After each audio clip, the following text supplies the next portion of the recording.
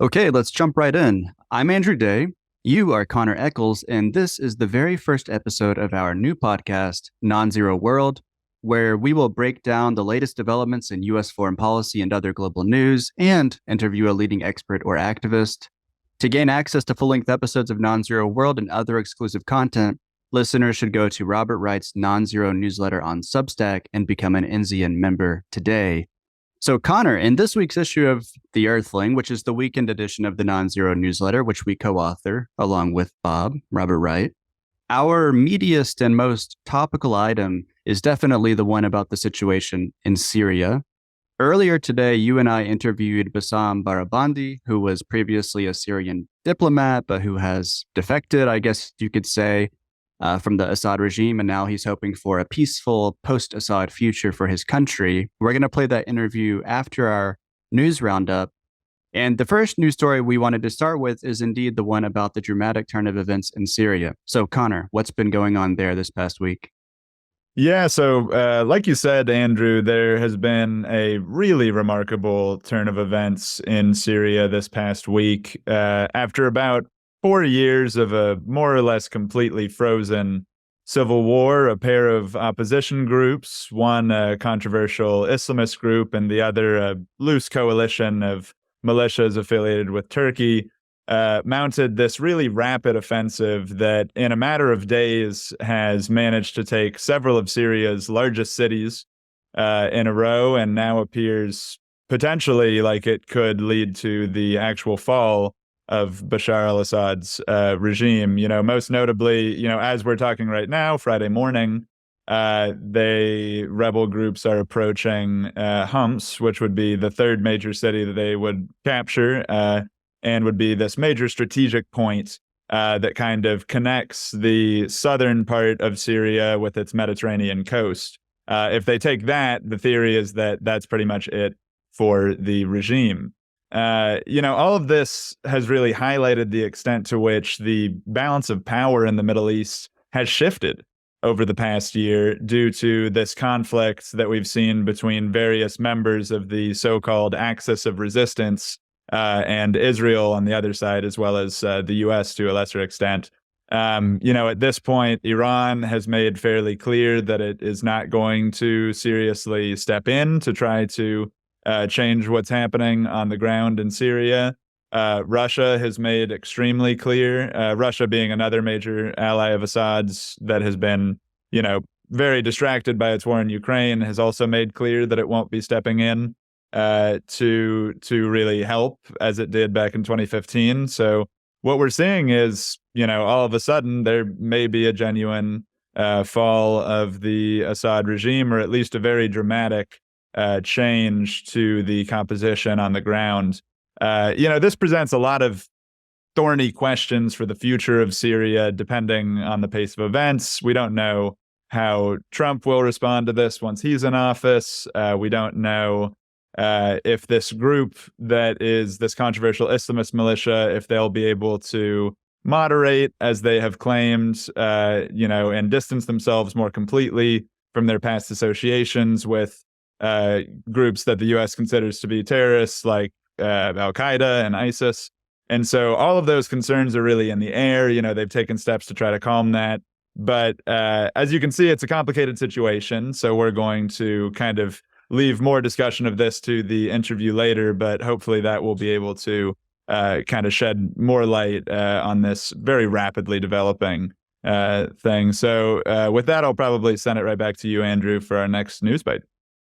Yeah, and I guess first I want to say about Syria. I mean, the situation is so complicated, as you mentioned, that I think some people might be kind of tempted to tune it out in the West because they just feel like they're not going to be able to understand it. There's all these crisscrossing battle lines, and all these different regional actors and global actors are involved.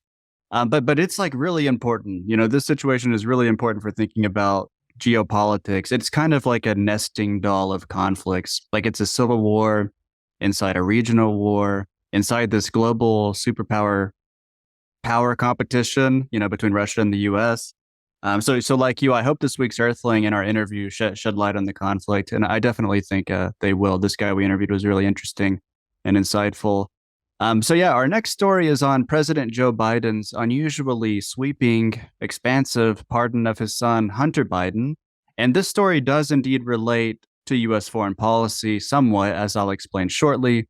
It also relates to political tribalism, which is a subject of broad interest to this podcast.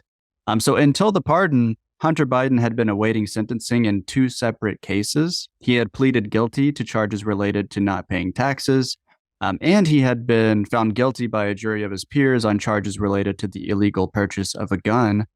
But everyone quickly noticed that the pardon doesn't just cover those crimes. It is backdated all the way to January 1st, 2014, and it covers any and all crimes that may have occurred from then until December 1st of this year, which led many to suspect that one of the president's motivations was to preempt Republican-led investigations into Hunter Biden's ties to Burisma, a Ukrainian energy firm. Hunter Biden had served on the board of Burisma starting in 2014. When Joe Biden was vice president, some people, including Donald Trump, have said that then Vice President Biden acted to shield Burisma from government oversight by kind of strong-arming the Ukrainian government into firing the country's top prosecutor. Another reason this pardon has been controversial is that President Biden had categorically ruled out issuing this pardon. And during the presidential campaign, many in the media had used that promise as evidence that the Democrats care more about the rule of law than Trump does. But this week, Biden explained that he had come to believe that, as he put it, raw politics has infected the justice system, in his son's cases at least, and that his opponents in Congress had instigated the charges.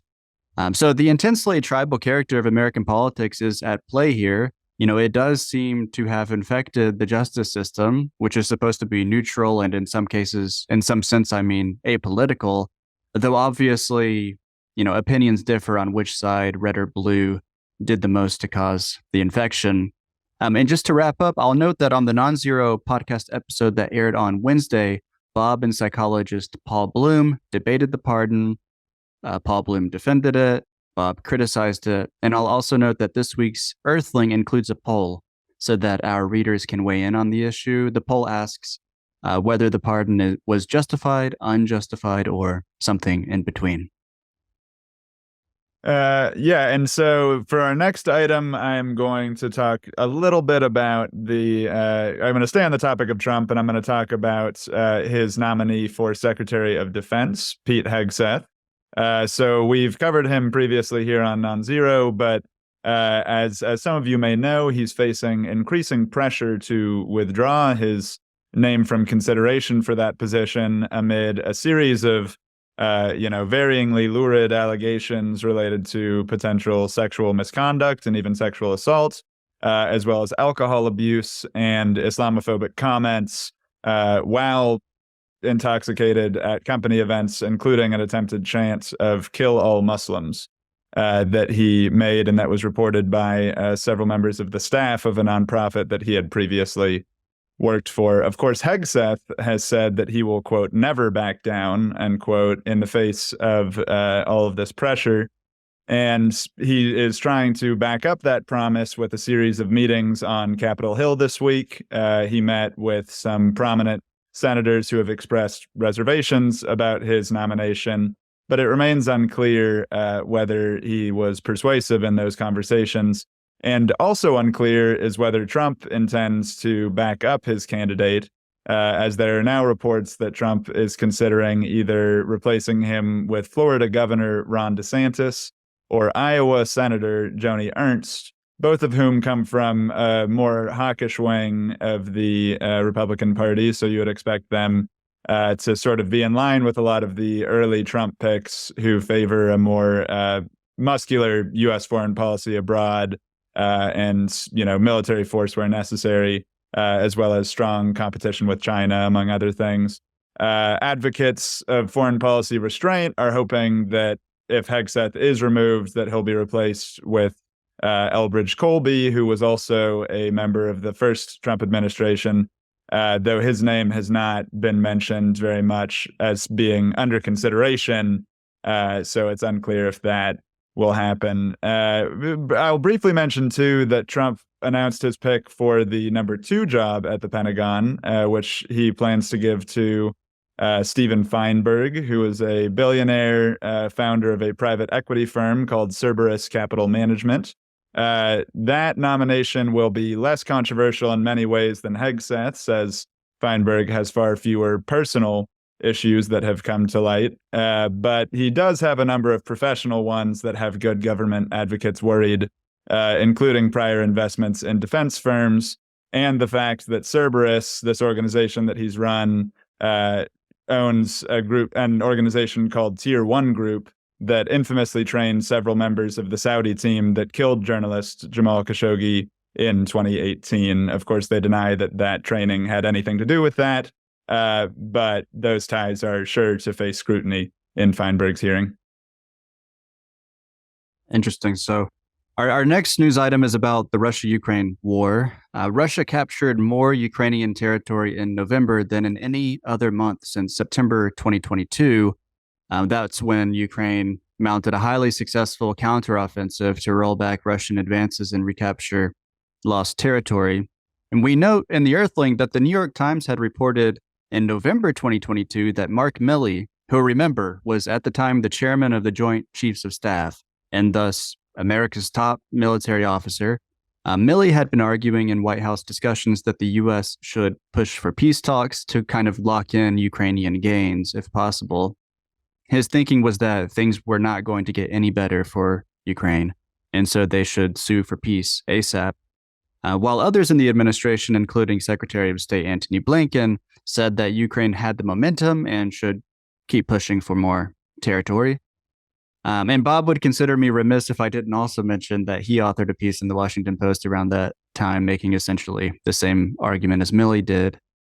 And things obviously look very different now for Ukraine than they did in the autumn of 2022.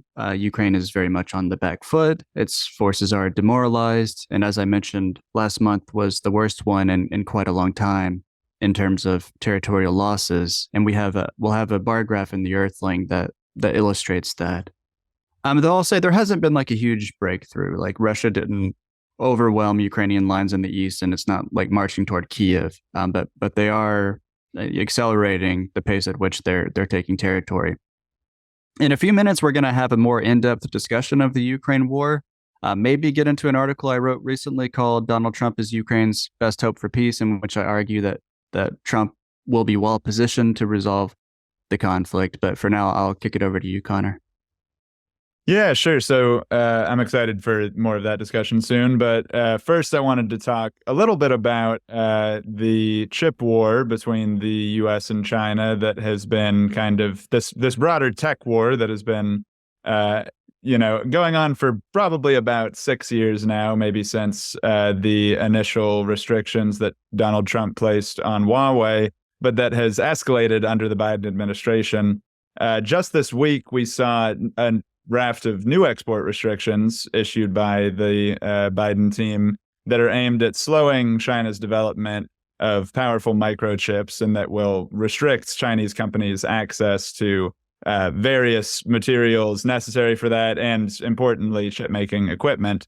And then in response, the next day, China announced that it would ban exports to the U.S. of a number of kind of crucial materials for various important technology manufacturing, including gallium and germanium, two metals that are needed in the production of semiconductors, and both of which China sort of dominates their supply chain. So all of that provides a little bit of an update to an argument that we mentioned in this week's newsletter from Scott Kennedy of the Center for Strategic and International Studies. And Kennedy argues in a piece for Foreign Affairs this week that the chip war policy has actually backfired and caused the U.S. to accelerate China's progress in various technological areas. So while he acknowledges that the chip war has helped to at least slow China's progress on AI, he argues that the investment spurred by this kind of growing tensions between the U.S. and China have led Beijing to jump ahead in various technologies that are going to be extremely crucial for the future, especially amid the climate transition. Different green technologies in particular, including batteries, electric vehicles, and many of the materials that are necessary to produce those. So Kennedy warns that any further efforts at decoupling, which we can expect in the Trump administration, could further exacerbate this trend of accelerating certain aspects of Chinese economic growth, even while they may restrict some of the things that we're targeting. So I found that to be an interesting story. But I'll throw it back to you, Andrew. Yeah, so the last item I want to talk about before we move back to Russia-Ukraine is about Iran, and specifically whether U.S.-Iran relations could improve under a Trump administration. And this week brought what I consider the clearest sign yet that Iran's new reformist president, Masoud Pezeshkian, genuinely does want to pursue constructive engagement and better relations with the United States. That's the foreign policy program that he campaigned on. That's what he thinks is the best path for getting these sanctions removed and kind of incorporating Iran back into the part of the international community that's hostile to it. And that's what he seems to be laying the groundwork for. Also, this week, Iran's vice president for strategic affairs published a piece in Foreign Affairs in which he said, quote, Iran is willing to have a dialogue that would benefit both Tehran and Washington, end quote. So he was quite clear and forthright that, this new president and his administration are ready to talk to Trump, basically. I'll note that the article also said that Tehran's continued diplomatic openness would be contingent on Donald Trump pursuing positive sum solutions to problems in the U.S.-Iran relationship, meaning win-win solutions. And in this week's Earthling, we also linked to a piece that appeared in Responsible Statecraft, in which the author, Mohammad Sahimi, argued that Trump can improve relations with Iran if he doesn't revive this maximum pressure policy of his first term that was intended to elicit concessions from Iran by slapping a bunch of sanctions on them. Sahimi says that Trump should instead basically be ready and willing to pursue constructive engagement right out of the gate, because Iran is ready to negotiate now, according to Sahimi, and Iran might even be, prepared to negotiate a new nuclear deal that would put restrictions on its nuclear energy program. Conversely, Sahimi thinks that if Trump tries to do it at maximum pressure 2.0, then a lot of people in Iran are just going to give up on, cooperating with the United States. A lot of the hardliners, all of the hardliners in Iran already don't want to do that. And pretty soon some of the centrists and other conservatives, maybe even the moderates, would also kind of give up on the U.S., as I said. So, Connor, as we mentioned, we're going to have now an in-depth discussion on Russia-Ukraine, or at least more in-depth than this kind of rapid fire we've been doing. And I mentioned earlier that I wrote a piece in which I gave the optimistic case for why Trump may actually succeed in resolving the conflict. Trump has staked his reputation on the promise to do so. So his ego is kind of engaged on this issue in a way that's good, at least for now. He's also shown signs that he understands kind of which buttons to push and which pressures to apply to both Zelensky and Putin to get them to agree to sit down and talk. But it kind of occurred to me when I was talking about Iran just now that maybe I'm a bit too optimistic. Maybe it's like a character flaw, because I've also made the case that Trump is well positioned to get some sort of rapprochement with Iran. So I don't want to be unduly optimistic. So I'd be curious to hear your thoughts on the prospects for peace between Russia and Ukraine in the next year or two under Trump. Yeah, well, I guess well-positioned is different than saying that he is going to do it, right? Right. I think when you look at the resources that Trump has, I think in the case of Ukraine, there's a lot of evidence that kind of something needed to change on the U.S. end, that there had been sort of a zombie policy that wasn't necessarily, that's clearly not helping Ukraine to protect its land right now. It lost more land this week than it did again in any week in the past 2 years, which is a startling stat. Or not this week, this past month.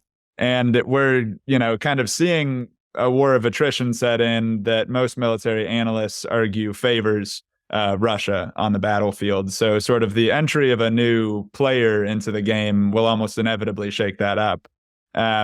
there's a few challenges that Trump will face are, that one, now Russia, I think, is feeling its oats, right? Russia sees itself much more so than 2 years ago as in the driver's seat of this conflict, as the one who is able to kind of hold out for the more extreme versions of its goals. I think that they would probably be more willing to participate in negotiations with the Trump administration. I think that we have seen indications of that, but there will be challenges as well. And another kind of important challenge will be that, I'm not expecting U.S.-China relations to improve greatly under Trump. I think, he's said that he's going to slap all kinds of new tariffs, including additional tariffs on China, not just the same tariffs as other countries that he's talked about. I think we can expect more trade war dynamics, and that will make it more challenging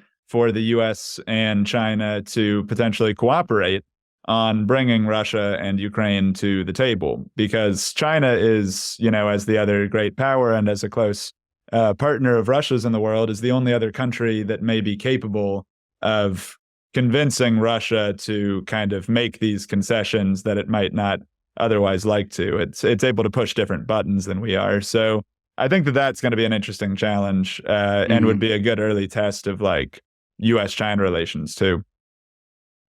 Yeah, earlier you said that Russia is feeling its oats, and I totally agree. Like on the battlefield, they definitely have the advantage. It's a war of attrition, and they have a much, larger pool of men who can fight in the war. But I'll note that there's maybe a couple things going on that could be, maybe a few things, several perhaps, that could incline Putin to want to wrap this up ASAP. For one, their economy shows some signs of slowing down. I mean, it is slowing down. And at the same time, they have an inflation problem, so they've had to raise interest rates to be really high. And that's kind of a bad combo. They could be heading toward a stagflation scenario, which is going to be difficult to get out of. And it seems like sanctions are relevant to this slowdown and inflation. And people think that even raising interest rates is not going to get inflation under control, because some of the problems come from sanctions and just a reduced supply of goods. So, that could be interesting, but that would require Trump's team to be willing to lift sanctions on Russia in exchange for Russia agreeing to some sort of settlement. But that's potential leverage that is becoming stronger, I think. Another thing worth mentioning is that Russia's made all these military gains, territorial gains, as we mentioned on the battlefield, but they've come at a tremendous cost, because, Russia's gaining more territory than they have since the early stages of the war. But they've also lost more men than they have since the early stages of the war. Right now, it seems like, they have fewer recruiting problems than Ukraine. They're able to pay like really high salaries by the standards of like rural Russia. So that makes it attractive to some people in Russia to join the military. But they've got like 10,000 North Korean troops helping them in Kursk. But I think, at some point, Putin, looking ahead, might say, well, I really don't want to order a mobilization that has too many political risks. So I think Putin, if the right buttons are pressed, I think he could be persuaded to sit down to talks. And then it's just kind of, the other piece of the puzzle, obviously, is Ukraine. And similarly, I think that because of how many men they've lost and because of how much damage this war is doing to their society, surely they'll be willing to countenance peace negotiations. There's a Wall Street Journal report this week that said that Ukrainian officials have been meeting with members of the Trump team. I think Keith Kellogg, the recently appointed envoy for Russia-Ukraine, but also Mike Waltz, the incoming national security advisor, and I think J.D. Vance also joined the call. And so that suggests that they're kind of, wanting to start talking about this specific thing with the Trump team. But I'll note that they're still kind of driving a hard bargain. Like, they're kind of warming up to ceding territory, but only in a de facto sense. They say they'll still formally own all the territory that they've lost, and they'll just try to get it back diplomatically. But they're also saying they won't even do that de facto, giving away territory. And if they are able to join NATO, which I think is going to be a non-starter. So hopefully that's just I say hopefully because I don't think that's going to happen. Even if the U.S. wanted them in NATO, which I don't think U.S. does, I don't think Trump does. He's a big NATO skeptic. J.D. Vance definitely doesn't. But even if they did, like Germany and some other NATO countries don't want Ukraine to join. So hopefully, the issue of its security guarantees can be attended to in some way. Yeah, I mean, I think there's a sense in which now that the possibility of peace talks seems real, and real in a way that it hasn't in a very long time, right? I think both sides are taking steps to sort of establish a hardline negotiating position from which to work. The kind of theory of the case there makes a lot of sense. If you see negotiations on the horizon, don't negotiate with yourself, right? Don't say that, oh, we'll just take EU because like EU membership rather than NATO membership, because then there's nothing to negotiate down from. So I think that we're going to see like a lot of signals from Ukraine and Russia that could be many different things, right? That could seem like hardening of their positions, but are in reality preparation for negotiations, or they could be something else. But there's a lot of ambiguity now. We're kind of entering a very unusual phase of this conflict, but it could be the beginning of the end, depending on if they're willing to sit down and put aside what have been some really challenging problems. Because there's thorny problems left too. You know, Putin is wanted by the International Criminal Court for crimes against humanity. Putin is not going to be very excited about that, right? There are many cases against Russia that are going to add some complexity to the resolution of all this, and so that'll be another interesting aspect to follow. And even in the past, Zelensky had ruled out and even outlawed, I think in the equivalent of an executive order, but still outlawed any communication with Putin. So that's obviously something that would have to change before negotiations. But yeah, I don't know. This is a kind of it does feel like there's change in the air. Yeah, I agree. I mean, at least everyone is talking about peace talks as something that they want to happen. I mean, another thing that, when I say everyone, I mean like the incoming administration. They don't have like the same perspective on this as the Biden administration. And speaking of which, one other thing that happened is the White House has been pushing Ukraine to lower their conscription age. I think it's been 25 this past year. Like that's the youngest Ukrainian that they'll conscript to join the army and fight. But the White House is pushing them apparently to lower that to 18. So we'll have teenagers fighting. And Lincoln recently was talking about how, and I don't know the context exactly, but there's a video of it you can find on Twitter. But he's talking about how, the U.S. is prepared to give weapons to Ukraine, but those weapons really need men to fight, and that's going to require Ukraine to make some difficult mobilization issues. And what he's kind of obliquely referring to there is that the U.S. wants 18-year-olds, 19-year-olds, 20-year-olds to be conscripted. It's worth noting that Zelensky has really resisted this. Like his government does not want to mobilize that younger generation because Ukraine, honestly, it was experiencing a demographic problem before the war started, but that's dramatically worsened since the war started. So they want to retain this younger generation of men so that they can kind of rebirth Ukrainian society after the war. So that's something worth keeping an eye on. Unless you have something else to say on Russia-Ukraine, maybe we can again introduce our guest and go to the interview. Did you want to say something else?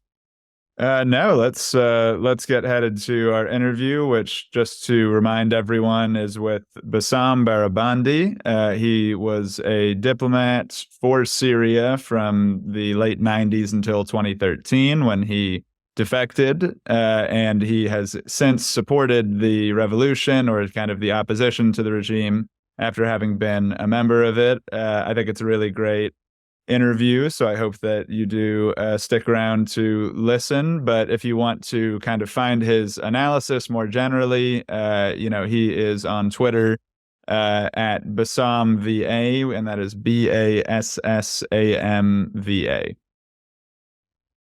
Yeah, and maybe we can also take this time to thank people for listening and for watching, depending on how you're consuming this first episode of NonZero World. Please subscribe to the NonZero podcast on YouTube, smash the like button, rate and review on podcast apps. That all really helps a lot to kind of boost this content. in terms of the algorithm, the algorithm that's suppressing us constantly. So that will be very much appreciated. But yeah, let's go now to the interview.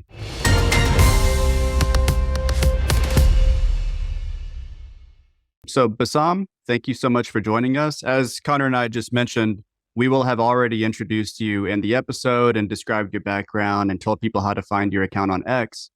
So now I'll just jump into the questions about the conflict in Syria.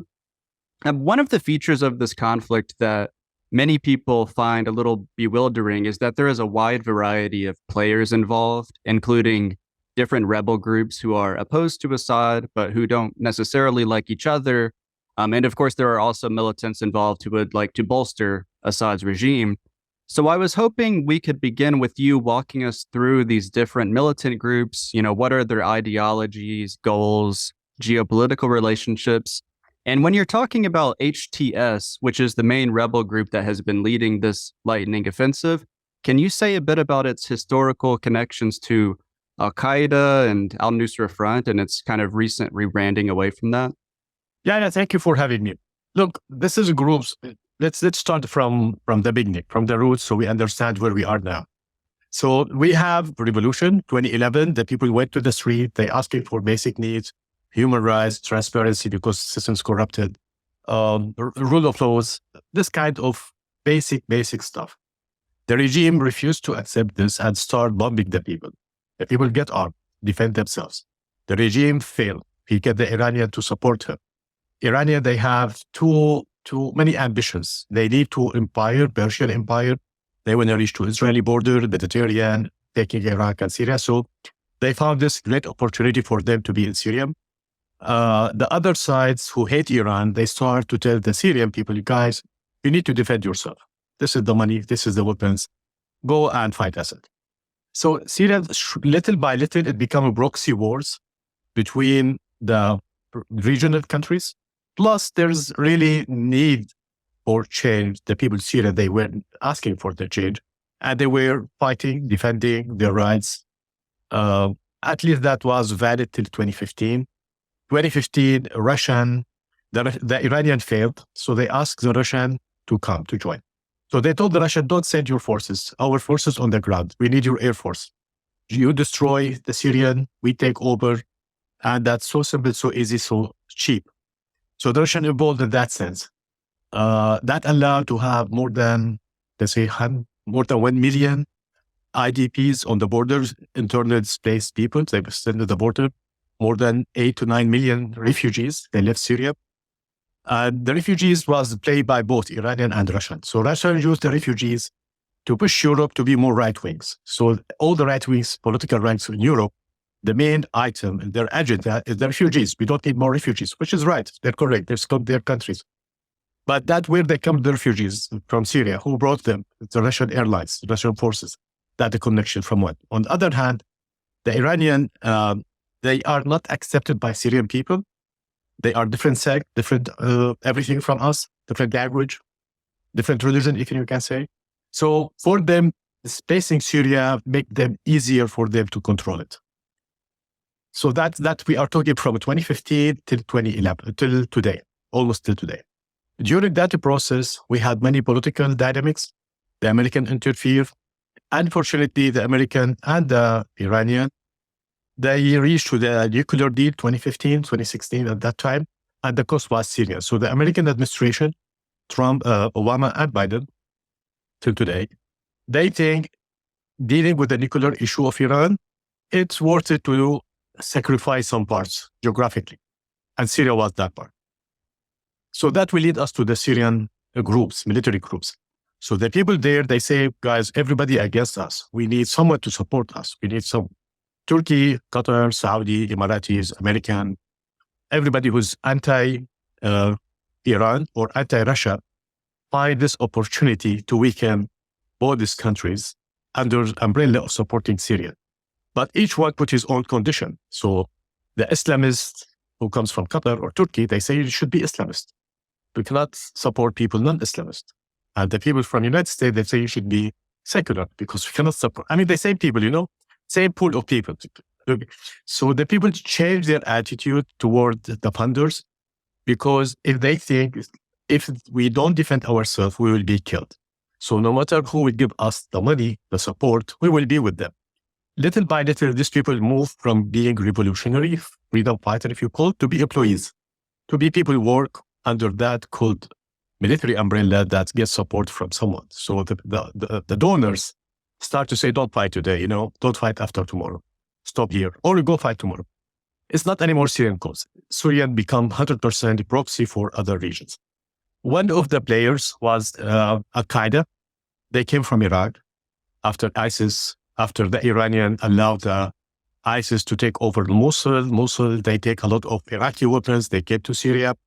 They came to Syria with a lot of money. They had a lot of weapons. And people were suffering from the regime. So this ingredients working well. Poor, poverty, uneducated people under pressure were killed by Russian, by Iranian, and somebody comes and say, you know what, this is the weapons. Why don't you defend yourself? Come join us. We will defend you. Not Al-Qaeda. That was ISIS. ISIS defeated, still their babies still available here and there. That's what we have today. So we have HTS, which is different, derivative from Al-Qaeda. And HTS with their Golani, they say, guys, look, I'm Syrian, the Syrian land, I'm Qaeda. I have Salafi ideas. I cannot say I'm terrorist or I'm extremist, but I'm Muslim, strong Muslim believer, and we have to fight for Islam and so on. But I'm not like this Qaeda that have cross-border agenda. I have Syrian agenda. Within Syria, we have to make this change. He have the money. He get again support from outside. He recruit a lot of people till we reach today. So they are the largest group, money-wise, organization-wise. There's so many other smaller groups. We call them secular, semi-secular, semi-Turkish, semi-Syrian. It depends on the funders, unfortunately. But we cannot ignore the fact that they are Syrian. We cannot ignore the fact that they are really under, we suffered a lot from Assad, from Iran, from Russia. So there is feeling of revenge from Iran, from the Assad. The kind of destruction that happened in Syria, the kind of violation of all kinds of human rights, unbelievable. And yesterday, they released a person from one of the Assad jail. He was jailed in 1985 for no reason. And he was just released yesterday. And that guy, he was really isolated from the world. He still believes that the world still in the history or time of 1982. Yeah. They released a girl, she's 14 years old yesterday. And she was in jail when she was 7 years old. When I talk about the jail, we are talking about small room, under the ground, no sun, no food, raped, and you can imagine a lot of things. So this kind of daily suffering, this kind of this. So today we reach where we have largest group. It's called HTS. Their leaders, 100% affiliated historically, at least 4 years ago from ISIS, Al-Qaeda. I mean, this is their own say. We are not claiming. They have a lot of people under them. Are we saying the people under them are like them? It will not be fair. Are they Muslims? They are Muslim for sure. Are they Islamists? We have to wait to see. So this is where we are now. Yeah, I'm curious, how do these groups, I guess, these different rebel groups relate to each other? Because we're seeing some sort of extraordinary successes.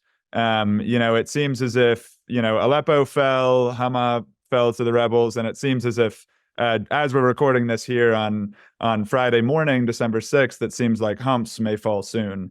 These rapid advances might be able to cover up some divisions between these groups, but could you speak a little bit to the relationship maybe between HTS and the Syrian National Army, as well as the Kurds? Let's back a little bit. It's October 6th that they changed everything. When the Hamas act against Israelis, that changed the whole Middle East till today. And still Middle East is changing. So Hamas did terrorist act. They killed a lot of civilians of Israelis. It's out of the war, like army war as usual.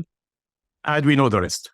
So the Israeli make decision openly, Netanyahu, all the Israeli senior leader, to say there no more October 7, no more. That means we will take all the precaution to protect our borders, our safety, our security, not from Hamas, from all our neighbors everywhere.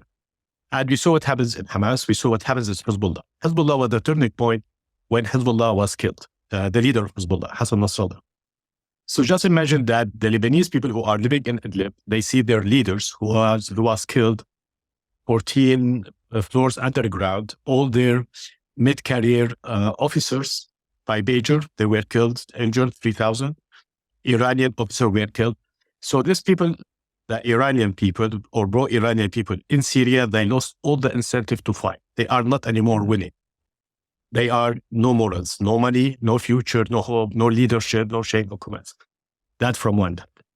The second, this was a very important part. And that's why the second part, Israeli was serious in saying no more, never again, let's put it, October 7th. The major part was Iranian, pro-Iranian militia in Syria. Turkey, they hope to expand their vision in Syria. They expand their influence in Syria. I think this is where historical moment match between Israeli need to get rid of Iranian forces in Syria and Turkish want to expand in Syria. That historical moment, maybe it happens once every 200-300 years. Turkey was able to get all these fighters, all these groups with different ideology, different identities, you name it, everything, they unite them. And it happens what it happens. So we have from one hand, the Turkish, pro-Turkish group or HTS and other National Syrian Army and others. They get together under Turkish control that they put them checklist to avoid mistakes. Don't attack, don't kill, be away from minorities, be away from the churches, be away from the gates. Make the pictures, friendly pictures when we are doing. The other side, the regime and pro-Iranian, they have no incentive to fight, zero incentive. They don't have chain of commands. They don't have an order. They don't have fuel. They don't have reason to fight. Why to kill? Why to be killed? For Assad to survive, that's not the right equation. That's why we see that literally till today, there's no fight. What we are seeing, HTS, other Syrian groups are moving. Other group is leaving. That's it. But there's not fight. We don't have fight till today. From last week till today, the people were able to liberate 3 cities almost. We talk about around 5 million inhabitants in this city. The number of casualties, the maximum when people exaggerate, they say 500 concerning that big 2 cities. I mean, if you go to Aleppo for tour, you need 3 days. They liberate it in 1 day, just to give you something. So this is the real context. This is what's happening. This is why it's happening. This is why Russia didn't interfere. We don't see any international reaction on Syria, not positive, not negative. People keep silent. Because the real target, number one target, is to get rid of Iranian influence military in Syria. This is number one target. It's Israeli interest. It's Syrian interest to say it's 100%. It's our Syrian interest to kick Iranian out. So it's mix of all overlap interest. Now, the second phase, the first phase that we are seeing, that Iran should be out, Assad will be out, this first phase, beauty, lovely, we are happy, Syrians are happy. The second phase will be the dangerous. Are Syrians will accept Islamists to be ruler in Syria? I doubt it. Will these groups that we are talking about, small armies, small groups with HTS, they can survive day after? I doubt it. Will Turkey be able to control all these groups? Because this area is a huge area. Syria is huge, not small. Bigger question. So the second step of kicking Iranian out, I think still not clear. There's a lot of question and answer questions. Yeah, I want to drill down a little bit on what you just said, because obviously these rebel groups led by HTS have had really stunning military successes this past week or 10 days. And I'm wondering, what are the odds in your view that they'll actually succeed in toppling Assad? And then if so, if they do manage to do that, how capable is HTS, for example, of actually constituting like a national government and, providing services and taking taxes and all of that stuff? And then also, what do you think the chances are that these rebel groups, after Assad falls, if he indeed does, will turn against each other and there will be another kind of bloody phase of a civil war? Look, historically, we don't know the future. So we talk about the history. So future, we don't know it. We have the model of Taliban when they went into Kabul. So Taliban, the first few days first few months, let's say, when they show up, they fight all the corruption. People were happy with them. The Afghani themselves, they were very happy with Taliban. They kick everything. A few days or for a few weeks, people of Afghani were very happy. Then when they reach to Kabul, all these fighters get to fight each other, and we know what happens till today. So that we have a model. We have a model that could happen, answer to your questions. We don't know the answer for the future. We have models. We have a models to say Israeli and the Arab countries and anti-Islamist countries, if we call it. They will say, you know what? That's good. Iranian was out of Syria. It's not good to reach to Damascus. Damascus is a different story. So let's stop them in Damascus. Did Damascus and the border, the area from Damascus to Israeli-Jordan borders to be buffer zone between the Islamists and the Israel. So let them enjoy what they have. Let's enjoy what we have, and let's have the buffer zone. That means Assad will stay. The third part, that the people will be able to go into HTS, will be in Syria. They will take top of the regime. And the big question will be that what you ask, will the people accept them to be there? I mean, today, the people are happy of liberation from Iranian, from Assad, from all this disaster they did.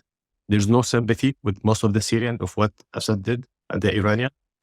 But does that mean that we accept them day after? Do we accept the Syrian? We have Syrian, we have Kurds, we have Christian, we have Muslims. So it's not it's heterogeneous society. You cannot control it by strict Islamic people like this people. Usually, before the Assad family came, most of the Syrian bourgeois, they were ruling Syria. And now suddenly you get a person requested his head on the FBI wanted list to be the head of the country. I mean, it's heavy. Regardless what he say about himself, what people around him say about him, that he's changed, he's good, he's whatever. Syria is complicated things. It's not easy part to rule by its people, by the geography. So I don't think Syrian people today in the mood to think day after. They are looking for how to get rid of Assad. But as I mentioned, we are phase one. We have a lot of unknown uncertainties the day after in Syria. Yeah. And here where I think, look, US, I have been in US quite good time, 10, 11 years, working on Syria from DC. Most of the people, they get lazy. They think, this is complicated. It's not in our agenda. China, Taiwan, inflation, immigration, NATO, Ukraine. When you list the issues that United States has a priority, Syria does not exist. Middle East, without Israeli conflict, I think even the Middle East doesn't exist. But the whole war United States is doing is in the Middle East. So you cannot ignore the Middle East. You see that comes. I think today the United States should take the lead with the EU to put some kind of, will put pressure on Turkey to make things balanced before it becomes too late. To say, guys, let's make balance today. Let's make military council. Let's make kind of council that get everybody on board or Syrian on board in order to avoid all unneeded consequences, unneeded results. If these countries, they don't use that leverage, I think we are open to a lot of uncertainties. Could be good. Most probably it will be bad. We don't know that yet. Yeah, I'm curious. So you mentioned on Twitter a few days ago that you had spoken with Rick Grinnell, who will, is an advisor to incoming President Donald Trump, and will almost certainly play some role in his foreign policy team. I'm curious if he gave any insight as to how a Trump administration might approach the situation happening now in Syria. This was a free preview of NonZero World. To unlock the rest of this conversation and other exclusive content, become an NCN member at nonzero.substack.com.